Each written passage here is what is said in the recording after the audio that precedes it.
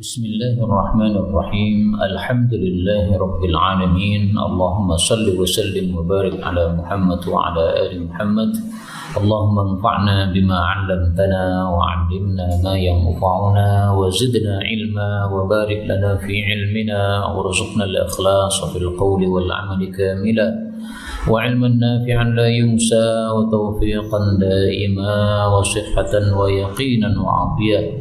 Allahumma iftah lana kulla khair wa yassir lana kulla umur. Allahumma ansuril mujahidin warhamil mustad'afin wa dammir a'da ad-din wa tmis ala amwalihim. Amin ya rabbal alamin.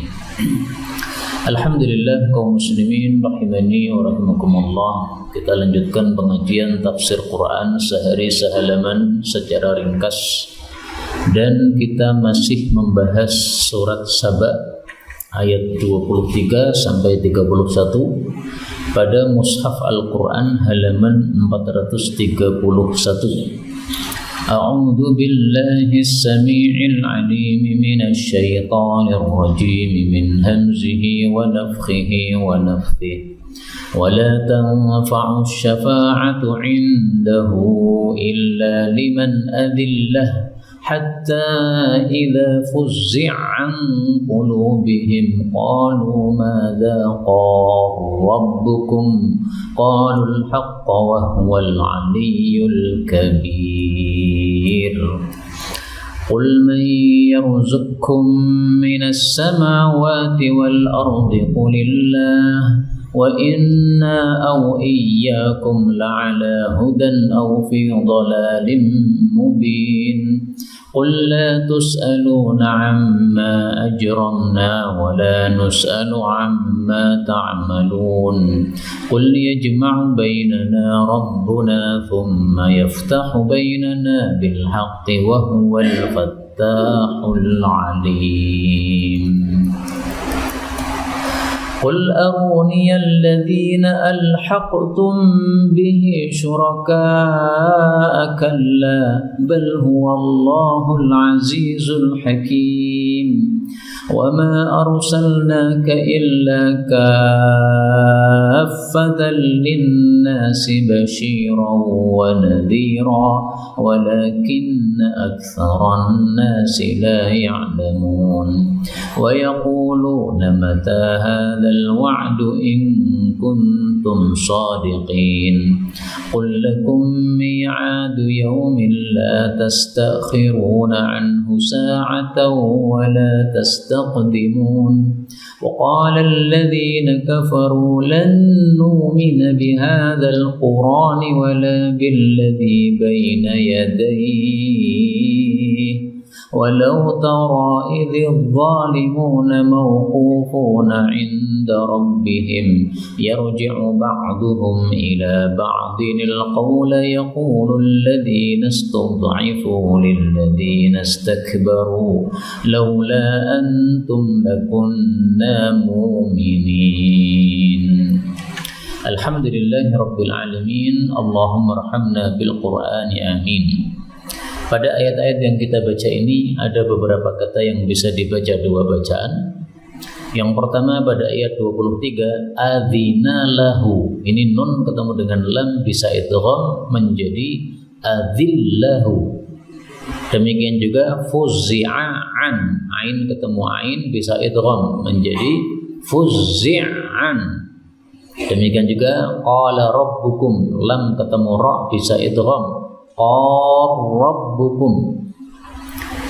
Kemudian kata-kata wahwa itu hanya boleh disukun menjadi wahwa, dan itu berulang juga pada ayat 26 pada bagian tengahnya wahwal fattahul alim. Kemudian pada ayat 31 ada kata-kata Al-Quran, itu boleh dibaca dengan bacaan Al-Quran sebagaimana biasanya qiraah Ibnu Katsir. Ini semua adalah qiraah mutawatirah yang sumbernya dari guru kita Sayyidina Rasulullah sallallahu alaihi wasallam. Maka semuanya bacaan yang benar, boleh kita pilih mana yang mudah untuk lidah kita. Adapun tafsir ringkasnya, Allah katakan pada surat Saba ayat 23, wala tanfa'u, dan tidaklah berguna asy-syafa'atu, syafaat itu indahu, di hadapan Allah besok di hari kiamat, illa, kecuali liman, untuk orang yang adzina lahu, Allah sudah memberikan izin untuk dia untuk mendapatkan syafaat. Hatta, sehingga apabila fuzi'a, telah dilenyapkan ketakutan, an qulubihim, dari hati-hati mereka, qalu, mereka mengatakan, madza qala rabbukum, apa yang telah diucapkan oleh pemelihara kalian? Qalu, mereka menjawab, al-haqqa, kebenaran, wa huwa, dan dia Allah itu al-aliyyu, yang maha tinggi, al-kabiru, yang maha besar. Kaum muslimin rahimani wa rahimakumullah, ayat ini membahas dua masalah. Masalah yang pertama tentang syafaat. Syafaat itu apa? Syafaat itu adalah bantuan kepada seseorang besok pada hari kiamat supaya dia mendapatkan kenikmatan atau keselamatan. Misalnya orang-orang yang asalnya masuk ke dalam neraka kemudian diberi syafaat, akhirnya masuk surga. Atau orang-orang yang sebenarnya surganya itu bagian bawah, tapi karena mendapatkan syafaat maka surganya bisa naik tingkatan yang tinggi. Nah, itu namanya syafaat. Nah, pemberian syafaat ini besok pada hari kiamat hanya diberikan oleh Allah Subhanahu wa taala bagi orang-orang yang beriman saja. Maka yang dimaksud liman adzinalah, bagi orang yang dikasih izin oleh Allah, ini orang-orang beriman. Orang-orang kafir tidak berhak mendapatkan syafaat. Rasulullah sallallahu alaihi wasallam bersabda, "Asy-syafa'atu li ahlil kaba'iri min ummati." Syafaat itu adalah li ahlil kaba'ir, nanti diberikan kepada pemilik dosa-dosa besar, min ummati, dari umatku, umat Islam, umatnya Nabi Muhammad sallallahu alaihi wasallam. Nah, maka salah satu yang mendapatkan syafaat dari Rasul sallallahu alaihi wasallam besok di hari kiamat itu adalah pelaku dosa-dosa besar. Tapi itu tergantung kehendak Allah, Pak. Tidak semua pelaku dosa besar berarti pasti dapat syafaat. Ya, kalau dia diizinkan oleh Allah dapat, kalau tidak dapat ya tidak dapat. Maka maksudnya adalah Allah kasih syafaat kepada siapapun yang dikehendaki oleh Allah Subhanahu wa taala. Karena itu ketika kita masih berada di dunia ini, kita beramal amalan-amalan yang nanti bisa mendatangkan syafaat. Mari kita usahakan mengamalkan amalan-amalan yang menyebabkan kita besok di akhirat mendapatkan syafaat. Salah satu amalannya yang diajarkan oleh Nabi SAW adalah man shalla alayya, barang siapa yang salawat kepada saya, hina yusbihu, ketika masuk waktu pagi 10 kali salawat, dan juga 10 kali salawat pada sore hari, maka dia akan mendapatkan syafaat dari saya. Nah, maka mari kita lazimi membaca Allahumma sholli ala Muhammad wa ala ali Muhammad 10 kali pagi, 10 kali sore, dikasih syafaat oleh Rasulullah sallallahu alaihi wasallam. Termasuk juga adalah orang-orang yang mendengar azan kemudian dia menirukan azan. Setelah menirukan azan selesai, dia kemudian membaca doa Allahumma rabb hadhihi da'wati tammah dan seterusnya. Itu nanti mendapatkan syafaat dari Rasulullah sallallahu alaihi wasallam. Orang-orang kafir tidak ada satupun yang dapat syafaat kecuali satu orang saja, yaitu Abu Thalib. Itu pun syafaatnya tidak sampai bisa keluar dari neraka. Rasulullah sallallahu alaihi wasallam bersabda bahwasanya Abu Thalib itu laula ana, kalau tidak mendapatkan syafaat dari saya, lakana fid darkil asfal, sungguh dia berada pada bagian yang paling rendah dari neraka. Tapi karena dapat syafaat dari saya, maka dia pun diturunkan oleh Allah siksanya menjadi nerakanya paling atas. Jadi ini bedanya surga sama neraka, Pak. Kalau surga itu semakin atas semakin nikmat. Nah, tapi kalau neraka itu justru sebaliknya, semakin bawah semakin sengsara, semakin dahsyat siksanya. Kemudian masalah yang kedua dari ayat ini adalah Allah katakan hatta idza fuzzi'a an qulubihim qalu madza qala rabbukum. Ini kejadian kapan? Ini kejadian besok pada hari kiamat. Ketika kita dikumpulkan di hadapan Allah Subhanahu wa taala, maka semua kita akan menghadap Allah pada hari kiamat dalam keadaan ketakutan menunggu adanya syafaat dari Allah Subhanahu wa taala. Nah, begitu sudah dilenyapkan rasa takut itu dengan mendapatkan syafaat, barulah saat itu kita mengatakan madza qala rabbukum. Nah, kemudian ada yang menjawab qalul haqqa. Dan Allah itu adalah maha tinggi, maha besar. Maha tinggi ini mencakup tiga hal. Maha tinggi yaitu tinggi zatnya, yaitu maha tinggi sifatnya, yaitu maha tinggi kekuasaannya. Maka zatnya Allah itu tinggi karena Allah di atas langit. Sifatnya Allah itu tinggi karena tidak punya sifat yang rendah. Walahul matsalul a'la. Allah punya semuanya sifat-sifat yang tinggi. Kemudian kekuasaannya tinggi. Menghendaki sesuatu tidak ada yang bisa menolak. Nah, ini tiga hal masuk dalam al-ali, ketinggian Allah Subhanahu wa taala. Tinggi zatnya, sifatnya dan kekuasaannya. 24. Qul katakanlah, man siapakah yarzuqukum yang memberikan rezeki kepada kalian minas samawati dari langit-langit wal ardi dan dari bumi? Qul katakanlah Allah, ya Allah lah yang kasih rezeki. Wa inna dan sesungguhnya kami au iyyakum atau kalian la'ala hudan sungguh di atas petunjuk au fi dhalalim mubin atau di dalam kesesatan yang nyata. Ini perkataan Nabi kepada orang-orang kafir yang menyembah kepada selain Allah. Mereka katakan kita punya 7 Tuhan, yang satu di atas langit yaitu Allah, yang 6 di bumi juga kita sembah. Nah, Rasulullah disuruh Allah bertanya, kalian itu yang memberi rezeki kalian siapa sebenarnya? Ada rezeki dari langit yaitu air hujan, ada rezeki dari bumi yaitu tumbuh-tumbuhan. Nah, yang menurunkan hujan dari langit siapa? Yang menumbuhkan tumbuhan dari bumi siapa? Orang-orang kafir di masa Nabi SAW, mereka itu mengakui bahwa alam semesta ini yang mengatur Allah. Jadi yang menurunkan hujan ya Allah, yang menumbuhkan tumbuh-tumbuhan juga Allah. Mereka meyakini bahwasanya alam semesta ini yang menciptakan Allah. Tapi mereka kalau disuruh menyembah satu Tuhan, mereka nggak mau. Maunya menyembahnya 7 Tuhan. Nah, mereka disuruh mikir, yang kasih rezeki siapa? Kalau cuma Allah, kenapa yang disembah 7? Kenapa kok tidak satu saja? Kemudian Rasulullah disuruh mengatakan, kami atau kalian yang berada dalam hidayah atau dalam kesesatan. Jadi ada kalanya saya yang hidayah atau kalian yang hidayah, atau sebaliknya saya yang sesat atau kalian yang sesat. Ini perkataan seperti ini, perkataan orang Arab dalam rangka untuk menghaluskan ucapan. Sebenarnya yang dimaksud dari kalimat ini adalah kami dalam hidayah, kalian dalam kesesatan. Sebenarnya itu.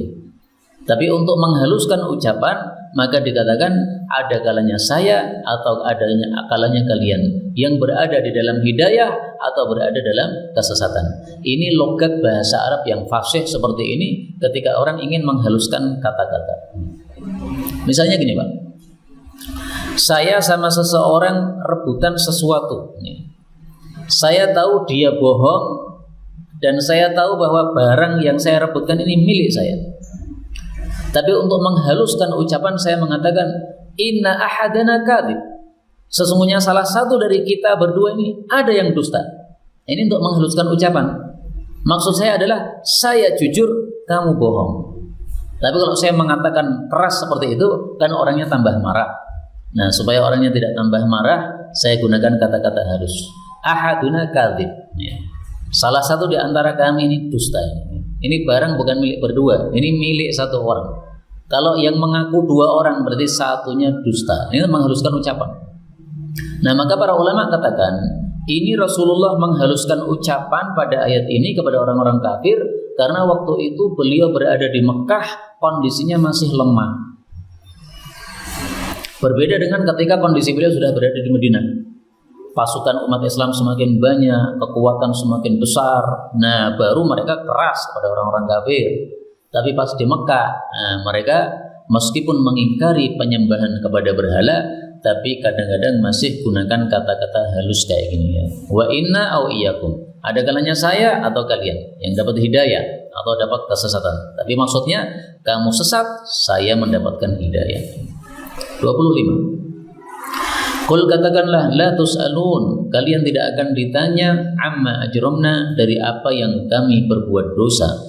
Wala nus'alu, dan kami tidak ditanya amma ta'malun, dari apapun yang kalian lakukan.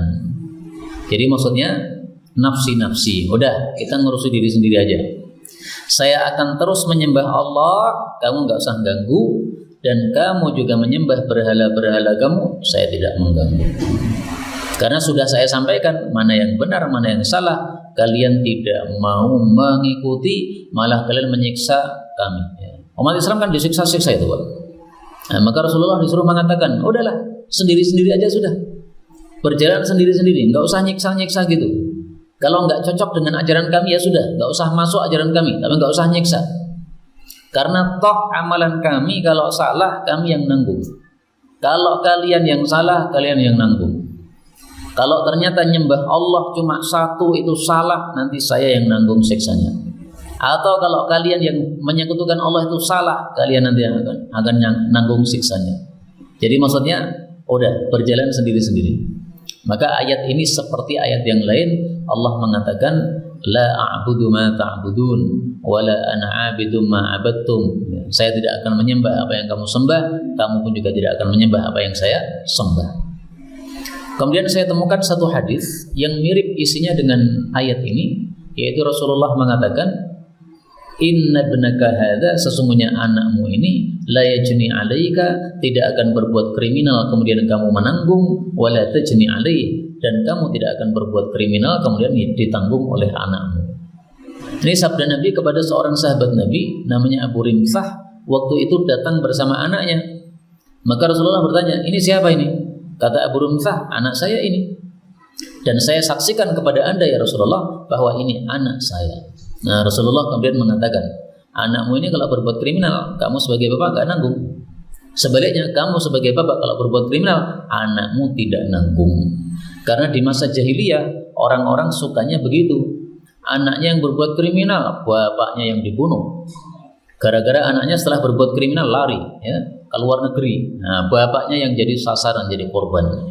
Ini ada jahiliyah dihapus oleh Nabi SAW. Nah, isi hadis itu mirip ayat ini. Kalian tidak ditanya tentang dosa yang saya lakukan. Dosaku saya tanggung sendiri, dosamu kamu tanggung sendiri. Mari berjalan sendiri-sendiri.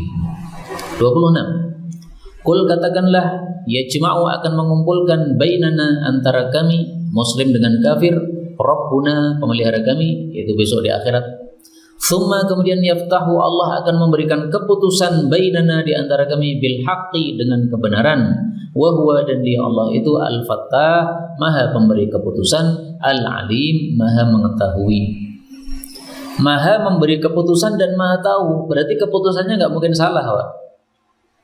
Kalau orang keputusannya salah, itu karena ilmunya atau kepengetahuannya kurang, sehingga jadi salah. Tapi Allah itu alim, maha tahu, sehingga kalau memberikan keputusan tidak bakal salah. Maka maksud ayat ini adalah, udahlah sekarang kita di dunia ibadah sendiri-sendiri sesuai keyakinan, nggak usah kamu menyiksa-nyiksa kami, nanti di akhirat kita tinggal nunggu saja. Kalau Allah memenangkan kami, berarti kami yang benar. Kalau Allah memenangkan kamu, berarti kamu yang benar. Nah, caranya Allah memutuskan besok di akhirat bagaimana? Disebutkan pada surat Asy-Syura ayat 7. Fariqun fil jannah wa fariqun fis sa'ir. Sekelompok dimasukkan surga, sekelompok dimasukkan neraka. Yang dimasukkan surga ini berarti yang benar. Yang dimasukkan neraka ini berarti yang salah. Jadi untuk mengetahui mana benar mana salah gampang sekali, tunggu akhirat besok. Demikian juga kalau ada orang menuduh kita, Pak, gampang ya menasihati dia. Kamu nuduh saya ya, saya nasihati kamu supaya tidak melanjutkan, karena nuduh itu termasuk dosa besar. Kalau kamu nekat terus, ya udah, saya tunggu sampai di hari kiamat. Ya. Nanti siapa yang dimenangkan oleh Allah. Kalau saya masuk surga karena kamu tuduh saya sabar, berarti saya yang benar. Kalau kamu ternyata masuk ke dalam neraka, berarti kamu memang betul-betul menuduh saya tidak punya dasar sama sekali. Enak sekali untuk mengatasi orang-orang yang suka berbuat dolim kepada kita. Sekaligus ini nasihat supaya kita jangan berbuat dolim kepada orang lain. Kemudian tadi saya katakan, yajma'u bainana, Allah akan mengumpulkan antara kita, itu maksudnya adalah besok di akhirat. Bukan sekarang di dunia, bukan ya, tapi besok di akhirat. Sebagaimana disebutkan oleh Allah pada surat yang lain. Pada ayat surat Asy-Syura ayat 7. Wa tunzira yaumal jam'i. Kamu wahai Rasulullah mengancamkan kepada manusia bahayanya hari pengumpulan. Hari pengumpulan maksudnya apa? Hari akhirat. Di mana manusia dikumpulkan oleh Allah Subhanahu wa taala dari sejak Nabi Adam sampai manusia hari kiamat. Maka yaumul jam'i itu adalah nama lain dari hari kiamat, dan itulah yang dimaksud pada ayat ini, yajma'u bainana, Allah akan mengumpulkan di antara kami, yaitu besok pada hari kiamat. 27. Qul katakanlah wahai Rasulullah, aruni, tampakkan kepada saya, tunjukkan kepada saya, alladzina, berhala-berhala yang alhaqtum bihi, kalian susulkan kepada Allah. Maksudnya kalian setarakan dengan Allah, syuraka sebagai sekutu-sekutunya Allah. Kalla, sekali-kali tidak, bal bahkan huwallah, dia Allah itu al-aziz yang maha gagah, al-hakim yang maha bijaksana. Aruni, tunjukkan kepada saya, maksudnya tunjukkan apa hasil karya atau apa manfaat yang diberikan oleh Tuhan-Tuhan yang kalian sembah itu. Kalau Allah yang saya sembah sudah jelas, Allah itu yang menciptakan langit bumi, kalian juga mengakui. Kalau Allah itu karyanya sudah jelas, ngasih kepada kita rezeki dari langit air hujan, ngasih kepada kita rezeki dari bumi tumbuh-tumbuhan. Sekarang Tuhan-Tuhan yang kalian sembah itu, yang terbuat dari batu itu, yang bisanya menang tok itu, nggak bisa berbuat apa-apa, itu sudah bisa berkarya apa? Aruni, tunjukkan kepada saya. Maka aruni, ya, tunjukkan kepada saya. Ini disebutkan pada ayat yang lain lebih jelas lagi. Pada surat Fatir ayat 40. Qul ara'aytum syuraka'akumul ladzina tad'una min dunillah. Apa pendapatmu tentang berhala-berhala yang kalian sembah selain Allah? Aruni madza khalaqu minal ard. Tunjukkan kepada saya apa yang sudah mereka karyakan, apa yang mereka sudah buat dari bumi ini. Mana karya mereka, mana? Kalau mereka dikatakan Tuhan itu karyanya apa? Masa Tuhan tidak bisa berkarya apa-apa? Tidak bisa berbuat apa-apa? Am lahum syirkum fis samawat? Ataukah Tuhan-Tuhan yang kamu sembah itu bersekutu dengan Allah ketika menciptakan langit-langit? Membantu Allah ketika Allah menciptakan langit? Mana buktinya kalau memang seperti itu? Nah, itu dijelaskan dengan gamblang pada surat Fatir ayat 40. Itu menjelaskan kata-kata aruni pada ayat ini. Kalau di sini kan nggak jelas Pak ya. Aruni, tunjukkan kepada saya. Apa yang ditunjukkan apa? Nah, maka tafsirannya itu dijelaskan pada surat yang lain. Dan itu sering kita temukan dalam Al-Quran. Ada kata-kata yang kurang jelas pada satu surat, tapi ternyata jelas pada surat yang lain. Nah, karena itu mempelajari Quran ini ya perlunya kita pelajari semuanya Pak. Kalau dipelajari sebagiannya kadang-kadang bingung, ini gimana maksudnya? Nah, ternyata setelah kita pelajari semuanya, banyak ayat-ayat yang digamblangkan pada surat yang lain, tapi diringkas atau disingkat pada surat yang lainnya lagi. Termasuk contohnya ayat ini. Kemudian Allah katakan pada ayat 28, "Wa ma arsalnaka," dan tidaklah kami utus kamu wahai Nabi Muhammad sallallahu alaihi wasallam illa kecuali kafatan untuk semua linnasi manusia, basyiran sebagai pemberi kabar gembira yaitu dengan surga, wa nadhiran dan sebagai pengancam yaitu dengan neraka bagi yang kafir. Walakinna akan tetapi aktsaron nasi kebanyakan manusia la ya'lamun, mereka tidak tahu.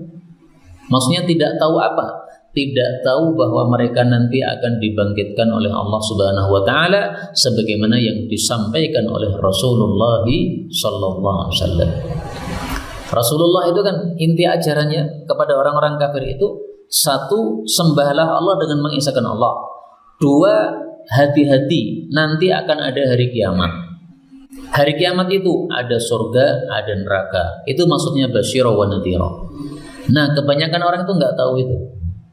Mereka rata-rata mengatakan nggak ada itu kebangkitan setelah mati, itu nggak ada. Nggak ada itu Tuhan satu, itu nggak ada. Adanya Tuhan banyak atau tidak ada Tuhan sama sekali. Itu rata-rata manusia. Ini adalah tafsiran yang paling populer untuk ayat ini. Bapak Ibu rahimani wa rahimakumullah, ada tafsiran yang kedua. Perhatikan.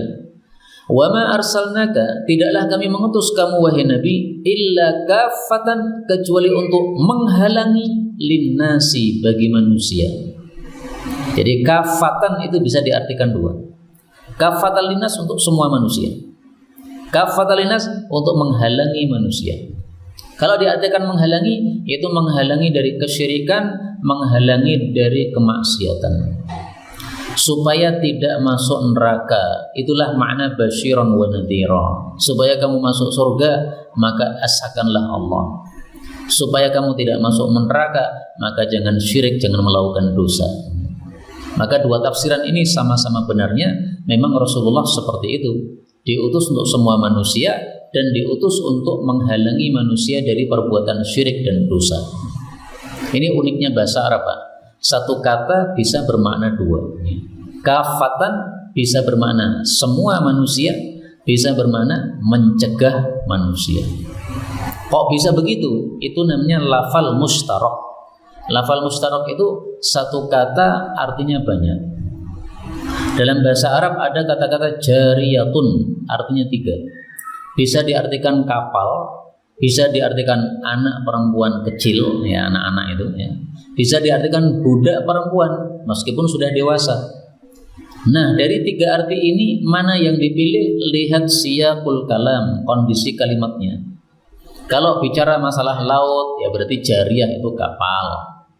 Kalau bicara masalah perbudakan, berarti jariyah itu adalah budak perempuan. Begitu. Kembali ke ayat ini, kafatal linnas, tafsiran yang populer adalah semua manusia. Kenapa tafsir ini populer? Sesuai dengan surat Al-A'raf ayat 158. Allah mengatakan, inni rasulullahi ilaikum jami'a. Sesungguhnya saya adalah utusan Allah kepada kalian semuanya. Ini keistimewaan Rasulullah SAW dibandingkan nabi-nabi yang lain. Nabi-nabi yang lain semuanya diutus untuk kaumnya saja. Nabi Musa hanya untuk Bani Israel, tidak untuk yang lain. Sementara Nabi Muhammad SAW untuk semua manusia, baik Jawa, baik Arab. Sehingga tidak ada kesempatan orang Indonesia mengatakan, saya tidak mau Islam yang sumbernya dari Arab, saya maunya Islam Nusantara. Gak bisa. Islam itu datangnya dari Allah lewat Nabi Muhammad SAW yang tinggal di Arab. Kalau kamu tidak mau Islam yang sumbernya dari Arab, berarti kamu pilih kafir.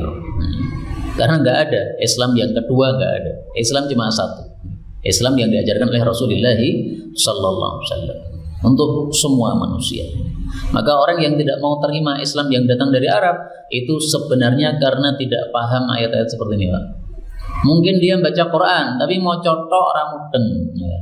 Makanya fungsinya kita mempelajari tafsir Quran ini supaya kita tidak punya pemikiran-pemikiran salah. Itu pemikiran salah gara-gara nggak pernah mempelajari isi Quran.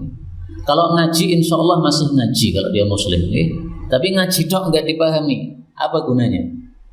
Seperti panjenengan punya resep dari dokter diwocotok, tidak untuk beli obat ke apotik, apa gunanya? Resep itu dibaca 1000 kali nggak akan sembuh insya Allah. Tapi kalau panjenengan baca sekali di depan apotik, minta obatnya sesuai resep tadi, diminum, insya Allah Allah kasih kesembuhan dengan izin Allah Subhanahu Wa Taala. Baca sekali aja. Atau mungkin nggak pernah baca, tulisannya ruwet dokternya ini, tapi dibelikan obat, insya Allah sembuh.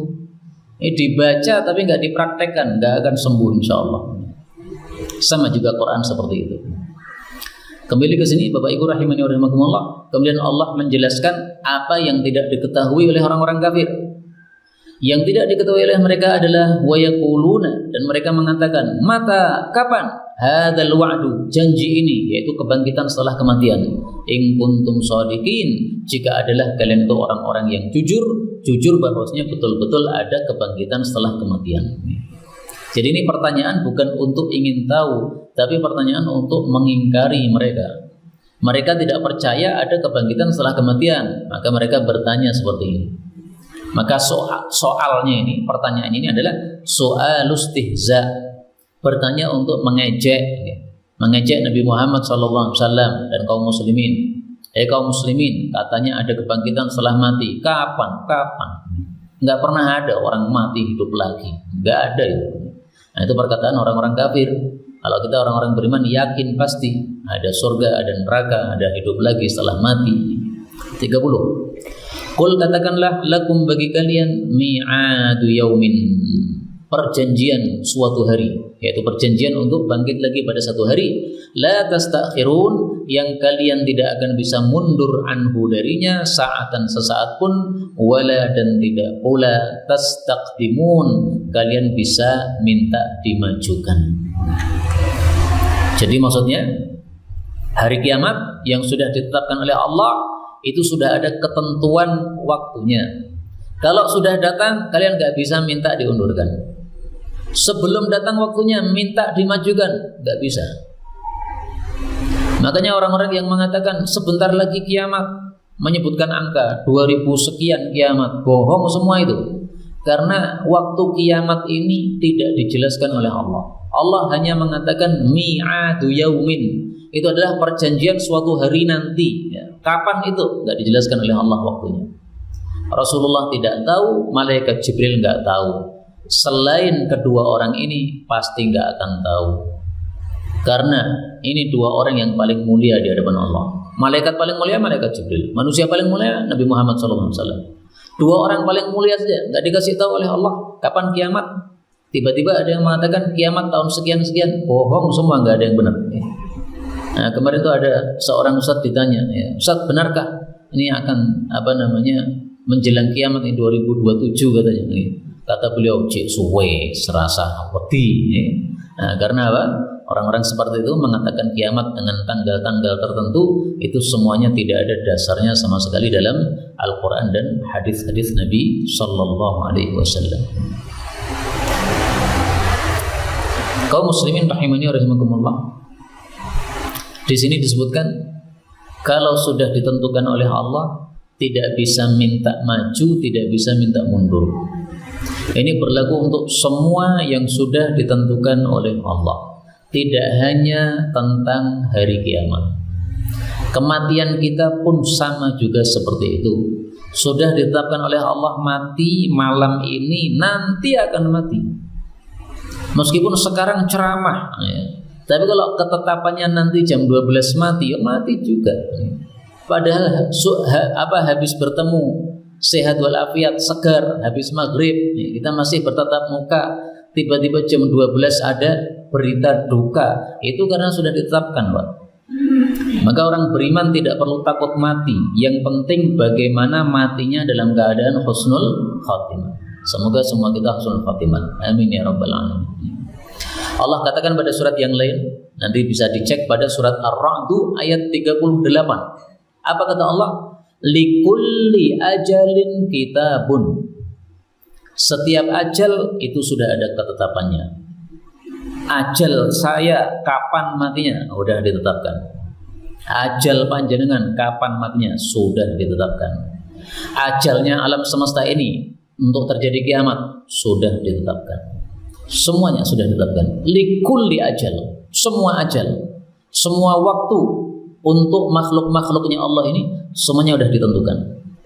Kiamat itu kan adalah ajalnya dunia. Dunia kalau sudah sampai ke ajalnya, kematiannya, maka dunia akan hancur. Nah, kapan itu ajalnya dunia? Nggak kita ketahui. Tapi kalau sudah ditetapkan oleh Allah, nggak bisa dimajukan atau dimundurkan. Ayat 31. Wa qala, dan berkata alladzina kafaru, orang-orang kafir. Lan nu'mina, kami tidak akan beriman bihadzal Qur'an, dengan Al-Qur'an ini yang kamu bawa wahai Rasul sallallahu alaihi wasallam. Wala, dan tidak pula billadzi, dengan kitab yang baina yadayhi, sebelum Al-Qur'an. Ini perkataan sombong orang-orang kafir. Mereka membantah Quran yang dibawa Nabi Muhammad sallallahu alaihi wasallam dan Taurat dan Injil yang diberikan kepada Nabi Musa dan Nabi Isa. Jadi yang dimaksud alladzi baina yadayhi, kitab yang diturunkan sebelum Quran, itu maksudnya Taurat sama Injil. Karena itulah yang dikenal oleh orang-orang kafir. Sebenarnya kitab suci tidak hanya 3 ini, Pak. Disebutkan dalam riwayat meskipun dhaif tapi populer bahwasanya Allah turunkan kitab dari langit itu 104 kitab. Nah, 104 ini yang populer memang cuma 4. Quran, Taurat, Injil, Zabur. Tapi masih ada 100 lagi. Nah, yang dimaksud di sini ini hanya Taurat sama Injil menurut ahli tafsir. Kenapa? Karena yang mereka kenal adalah Taurat, Injil. Mereka tidak kenal kitab-kitab yang lain, tapi sebenarnya ada 104 kitab sebagaimana dijelaskan oleh para ulama rahimahumullah ta'ala. Nah, maka perbedaan kita dengan orang-orang kafir, mereka tidak percaya Quran dan semua kitab yang turun dari Allah. Kita sebagai orang beriman wajib percaya dengan semua kitab yang turun dari Allah. 104 kitab itu kalau riwayatnya benar, maka kita percaya betul-betul ada 104 kitab turun dari langit. Minimal 4 kitab yang wajib kita percaya karena dalilnya jelas dalam Quran. Adapun 100 yang lain memang itu hadisnya apa? Dhaif. Tapi sudah populer di antara para ulama rahimahumullah ta'ala. Kemudian Allah katakan walau tara, dan kalau engkau melihat wahai Nabi Muhammad, ketika adz-dzalimun, orang-orang zalim itu orang-orang kafir, mauqufuna, mereka dihentikan inda rabbihim, di hadapan pemelihara mereka, maka niscaya engkau akan melihat perkara yang besar. Itu maksudnya. Jadi walau tara, kalau kamu melihat, kata-kata kalau itu kan ada lanjutannya, Pak. Kalau kamu datang, kamu pasti akan heran karena tadi pertunjukannya dahsyat. Nah, di sini juga begitu. Kalau kamu melihat besok orang-orang kafir ketika dihentikan di hadapan Allah Subhanahu wa taala, apa lanjutannya? Lanjutannya diputus karena sudah mafhum, sudah bisa dipaham. Pasti kamu akan melihat perkara yang sangat besar. Jadi Allah di sini membesarkan kondisi kiamat. Kondisi kiamat itu kondisi yang sangat besar. Nanti semua orang akan berdiri di hadapan Allah Subhanahu wa taala. Termasuk orang-orang kafir yang enggak percaya ada kebangkitan setelah mati. Nanti semuanya akan berdiri di hadapan Allah Subhanahu wa taala. Nah, saat itulah terjadi perkara yang besar. Dalam hadis yang sahih disebutkan, nanti semua manusia, baik muslim maupun kafir, dari zaman Nabi Adam sampai kiamat, semuanya dikumpulkan oleh Allah dalam satu tempat. Satu tempat ini datar, sehingga semua mata bisa melihat dan semua telinga bisa mendengar suara.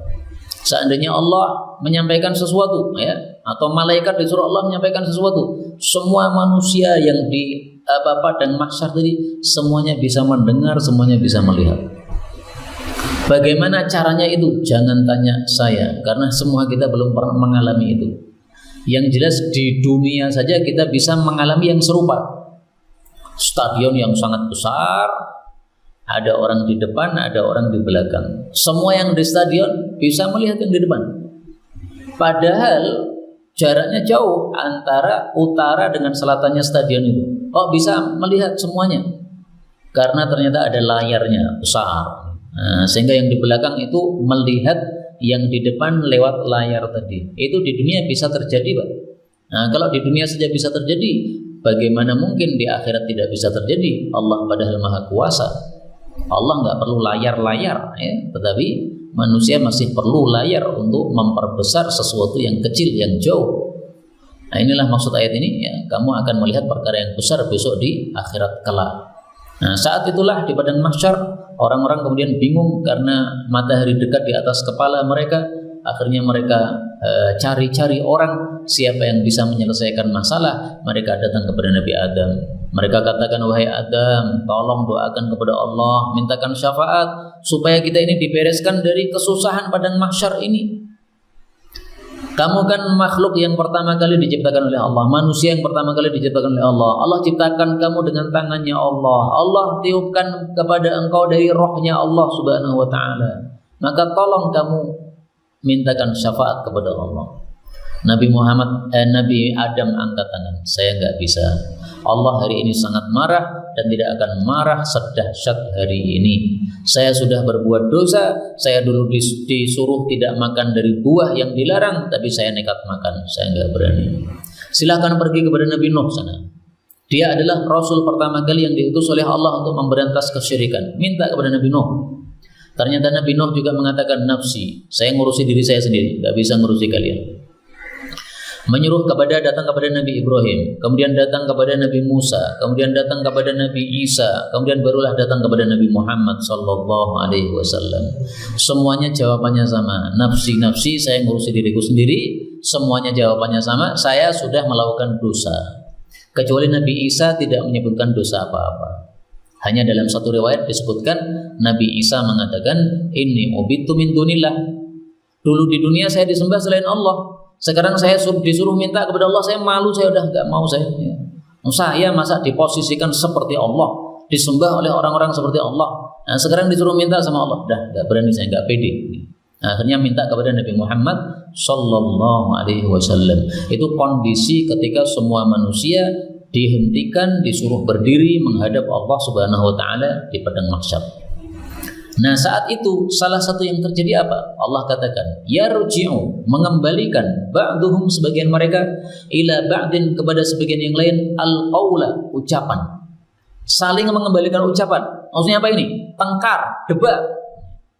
Siapa yang bertengkar? Allah katakan, yaqulu, berkata, alladzina istud'ifu, orang-orang yang dilemahkan, yaitu maksudnya para pengikut, lilladzina istakbaru, kepada orang-orang yang sombong, yaitu maksudnya para pemimpin. Laula antum, kalau bukan karena kalian wahai pemimpin-pemimpin kami di dunia, lakunna mu'minin, sungguh kami dulu di dunia orang-orang yang beriman. Tapi gara-gara kalian tuh memimpin kami kepada kesesatan, akhirnya kita semuanya sesat. Akhirnya sekarang kita sengsara di akhirat, kita masuk neraka semuanya gara-gara kamu. Nah, saling tengkar di antara mereka, saling menyalahkan di antara mereka. Saling menyalahkan ini hanya terjadi untuk orang-orang yang kumpul di dalam kesesatan. Tapi kalau kumpul di dalam petunjuk seperti kita sekarang ini, kumpul mempelajari kitab-kitab Allah, tidak akan terjadi seperti ini, tidak akan. Tidak akan nanti panjenengan menyalahkan saya, gara-gara kamu Abu Zaidan ngajar tafsir Quran habis maghrib, kita jadi masuk neraka semua. Enggak ada. Yang ada adalah kalau kumpul dalam kesesatan. Taunya dari mana? Dari ayat yang lain. Allah sebutkan pada surat Shad ayat 64. Inna dzalika lahaqqun takhasumu ahlin nar. Itulah kebenaran yang pasti terjadi, bertengkarnya para ahli neraka. Bertengkar, saling menyalahkan antara pengikut dengan yang diikuti. Allah juga mengatakan pada surat Az-Zukhruf ayat 67, al-akhilla, semua yang saling mengasihi antar manusia, kekasih-kekasih antar manusia.